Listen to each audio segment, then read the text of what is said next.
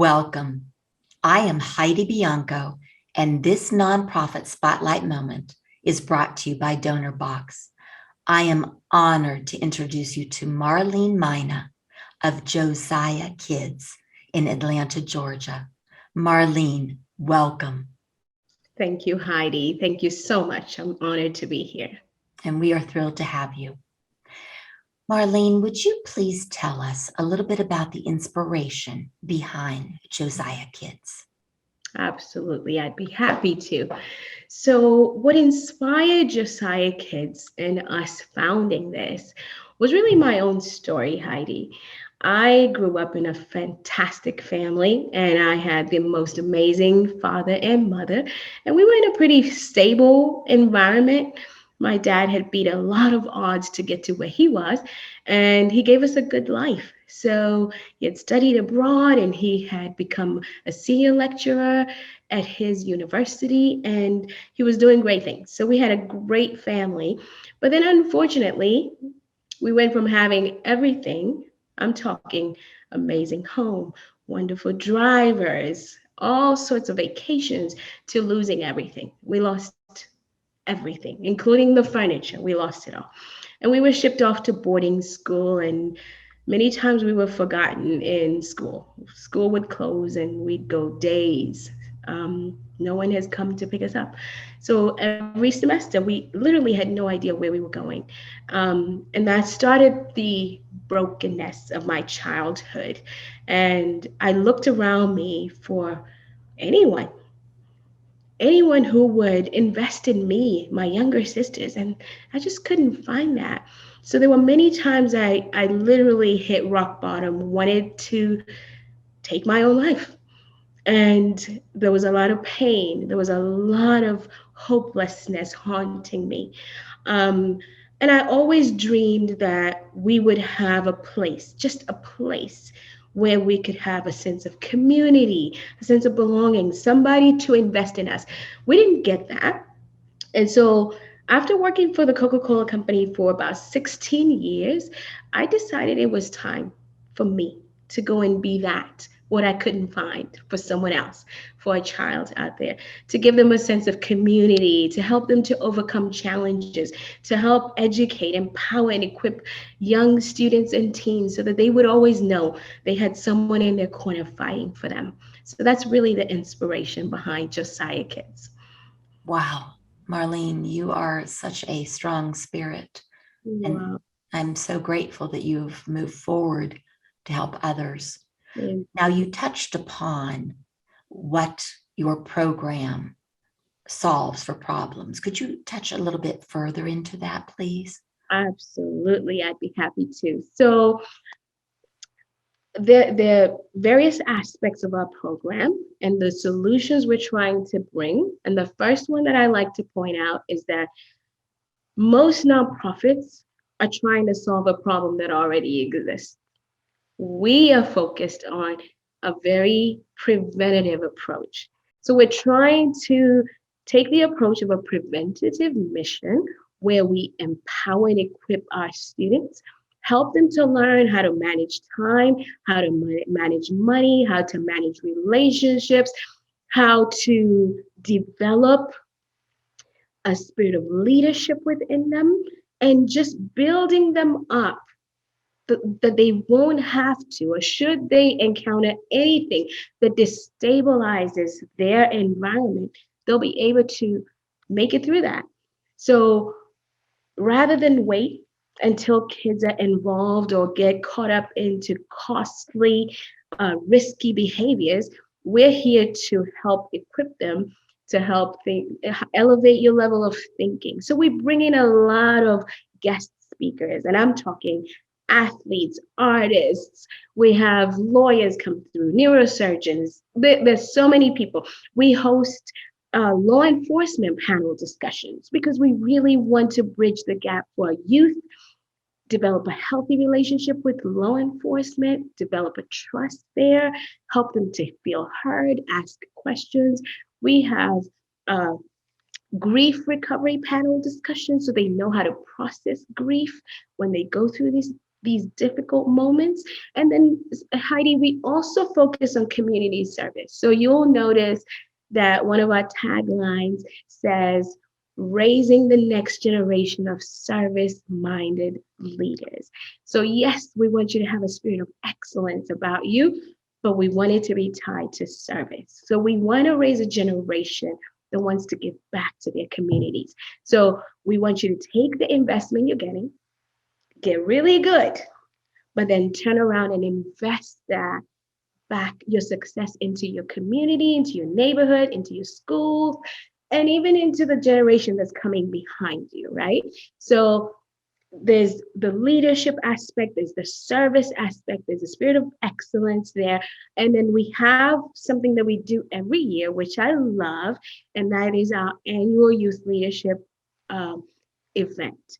And this annual youth leadership award ceremony, we call it the Beaufort Harvest. It's just named after Beaufort, where Josiah Kids was founded here in Georgia. And here we honor the outstanding achievements of young people from all around the globe. So we have 8 different categories. That is servant leadership, innovation, athletics, the performing arts, courage. We honor them for doing good because we don't want to wait until kids are doing bad to be featured on the news. We want to inspire the next generation of leaders so that they see their peers doing amazing things and they're inspired to do the same. So that's really what our program offers, if I can summarize. That's absolutely amazing. I love that you're focusing on the good. Yes, You're growing the yes, good yes. and putting the focus away from anything else. Now, Mhm. what age groups are included in your program? Great question. So we enroll from age 7 all the way to 18, or Wow. they're off to college. Yes, yes, Wow. Now, yes. can you share a story about a young person that your program really helped? Sure. So this particular student was adopted. And she, we recognized her in 2019. She was the Josiah Kids Courage Story Honoree of the Year. And when you hear her story, it's so moving. Born in an ambulance at 3 o'clock in the morning, weighing a pound or just somewhere near, a pound and change, and having gone through so many surgeries and so much to get to where she is today. She has overcome so much. And one of the things I love about her story is the family that adopted her is Caucasian. She is African American. And so her parents have said to us over and over, we were looking for something like this for years, but we didn't know what this is an answer to prayer. Because one of the things that they've helped to enlighten me on is, as much as adoption is such a beautiful blessing, there's also, it begins with loss. So you lose your actual biological family, you lose your culture, your heritage. There's something you're losing, even though you're gaining, right? And so they've highlighted that for us. And they share that trying to reconnect this amazing, she's so bright and she's so pleasant, trying to reconnect her with people that look like her. Everything she goes to is like she's in an environment where she's like so different from everybody, but having an environment where she can come and we are able to invest in her has just absolutely made her light shine so bright. And she loves it. She loves to dance. She loves the music. She loves the program that we offer. She's the community service queen. I mean, leading. An initiative in her own neighborhood collecting canned goods for the homeless and bringing all that to Josiah Kids. And we're channeling that through our Duluth co-op, helping the homeless. So I see how she is thriving. But the reason I really like the story is it's not typical. It's not the typical story that you're thinking about when you think of Josiah Kids. And one thing the parents keep saying is, we everywhere we try to find community for her, it involves competition. So if it's not soccer, it's a competition. Everything is a competition. But at Josiah Kids, we have found community, which is what we've been hungry for, is a place for her to have a sense of belonging. And when she comes, she's not coming to compete for anything. She's coming here, she's going to be loved on, she's going to contribute. She feels like she belongs. Her gifts are celebrated. So that makes me feel very good to know that Josiah Kids has become an answer for someone else, someone we didn't even think about when we were starting this. So that is my baby Maya. I love her. Oh, that's absolutely beautiful. And the entire world craves community. True, true. Whether And we can articulate it or not, right? And a child is not always able to articulate that. But we know as adults what it feels like when you have it. We also know what it feels like when you don't have it, right? now, Marlene, what are some of the biggest challenges that Josiah kids are facing? My husband and I started Josiah Kids in our dining room. We literally donated our dining room set that was a wedding present from his parents.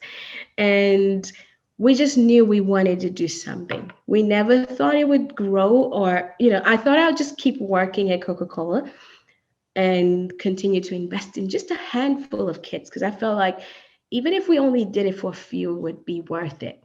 But at the end of that year, we had desks everywhere. We had outgrown the space and we went from 11 students and we've now grown 300% from what we were. So we had to find a space.